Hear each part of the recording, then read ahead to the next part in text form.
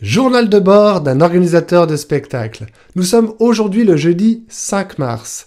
À cette date, je devais ouvrir les ventes et la billetterie pour mon spectacle à la date initiale du samedi 16 mai. Que s'est-il passé? Quelle décision j'ai prise hier soir pourquoi j'ai décalé la date du 16 mai à une date ultérieure? Eh bien, en fait, ce qui s'est passé, c'est que j'ai pris le temps de prendre cette décision. J'ai consommé de l'énergie pour prendre cette décision. La décision n'était pas facile à prendre et elle a tiré cette énergie vers le bas.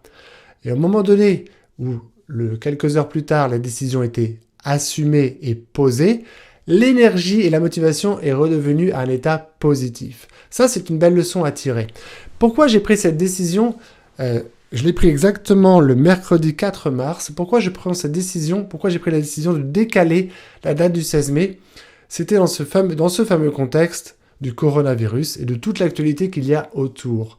Et j'ai réalisé, après avoir validé cette décision, que finalement, on a tous plusieurs mois, plusieurs personnalités. On incarne plusieurs rôles.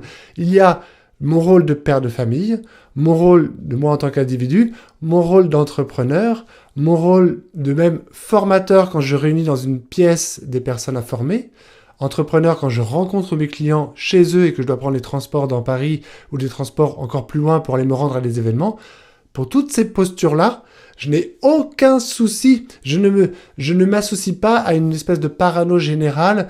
Le coronavirus, il peut venir frapper à ma porte quand il veut. Je lui ouvre la porte. On prend le pastis ensemble. Il me contamine s'il veut. Si je suis avec 42 fièvres au lit, je prends mes dispositions. Je les assume pleinement. Je protège mes proches. Je protège mes rencontres. Mais si je suis atteint et porteur de ce virus, j'en assume les conséquences et il peut venir quand il veut. Il n'y a aucune parano par rapport à tous les rôles que je t'ai cités précédemment. Maintenant, j'ai réalisé avant de valider ma décision que quand on porte le rôle d'un organisateur d'événements, c'est pas la pareille. Mais pas pareil du tout. Parce que là, la responsabilité n'est pas la même. Je porte sur moi l'image d'un spectacle qui peut potentiellement réunir un certain volume de personnes. Est-ce que c'est à moi de porter le message de dire « Écoutez, soyez comme moi, la vie continue, virus ou pas virus, venez affronter vos peurs, allez venez, puis si certains d'entre vous peuvent contaminer les autres, allez c'est pas grave, c'est à la bonne franquette ». Vous comprenez bien, on est aujourd'hui le jeudi 5 mars, dans le contexte d'actualité d'aujourd'hui, dans les possibles évolutions que peuvent prendre les préventions prises par l'État.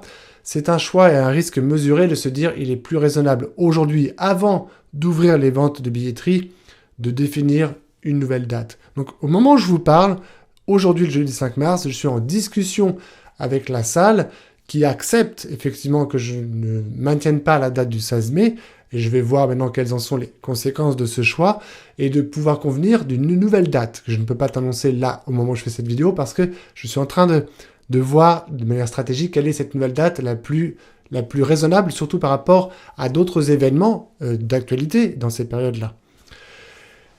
Et donc, ce qui s'est quand même passé, c'est que c'est un choix complètement assumé de dire que dans ma posture d'organisateur d'événements, je ne veux pas faire courir le risque à qui que ce soit de venir transmettre ou recevoir ce fameux virus. Et donc, ça aurait été vraiment même pas raisonnable de ma part de laisser entendre, de dire « Viennent les plus courageux, venez affronter le froid, venez affronter la pluie, allez, venez, on s'éclate ». J'insiste là-dessus parce que si nous étions dans un contexte de grève nationale des transports, de grosse mobilisation des gilets jaunes qui tapent partout dans les rues dans Paris, qui te retournent Paris, qui te brûlent Paris dans tous les sens, j'aurais quand même maintenu mon spectacle. Parce que ça m'est déjà arrivé, moi, d'aller affronter ces grèves, d'aller affronter les grèves de transport, de finir mon trajet en trottinette pour me rendre à des événements qui m'intéressaient.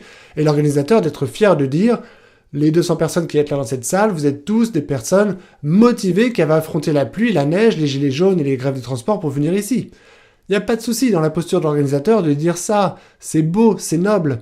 On n'est pas dans la même posture si on commence à dire « Merci à vous d'être venus affronter les risques de choper le virus ». C'est pas raisonnable, nous sommes bien d'accord. Donc voilà pourquoi j'ai pris cette décision de décaler, et c'est vraiment une décision qui, au moment où je l'ai prise de manière raisonnable et réfléchie, ça a réellement tiré l'énergie vers le bas, et au moment où cette décision, j'ai pris du recul et qu'elle a été assumée, la motivation est repartie de plus belle. Donc ça, il va nous arriver plein de choses dans toi, dans ta vie, dans ma vie aussi, où il y a des hauts et des bas. Il faut savoir jouer avec ça. Est-ce que, question super intéressante que je me suis posée aussi, est-ce que mon entourage a eu une influence sur cette prise de décision? Alors, oui et non.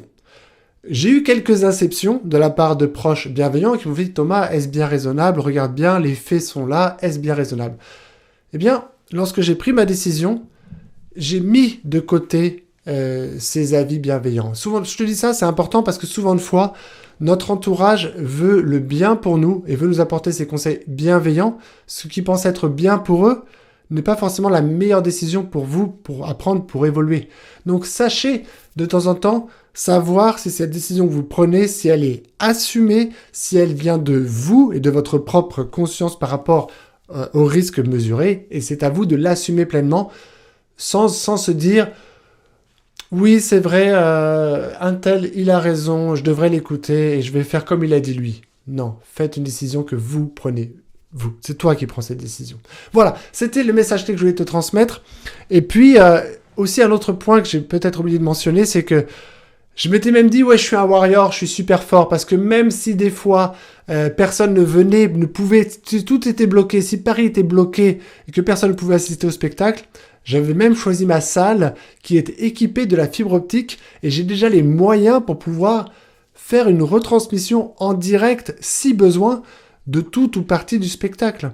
Donc j'avais déjà prévu ce plan B. Mais honnêtement, ce spectacle, il se vit en live, il se vit en présentiel. Et donc ça aurait complètement dénaturé le spectacle de juste dire il y a une retransmission en direct. Donc même cette retransmission en direct, coronavirus, gilet jaune ou pas coronavirus, je pense quand même voir comment ça peut s'intégrer ou pas, parce que j'adore faire des lives, ceux qui me suivent le savent, et je veux voir comment je peux utiliser la diffusion en direct comme une sorte de numéro, comme une sorte d'outil ou d'interaction différente, à voir.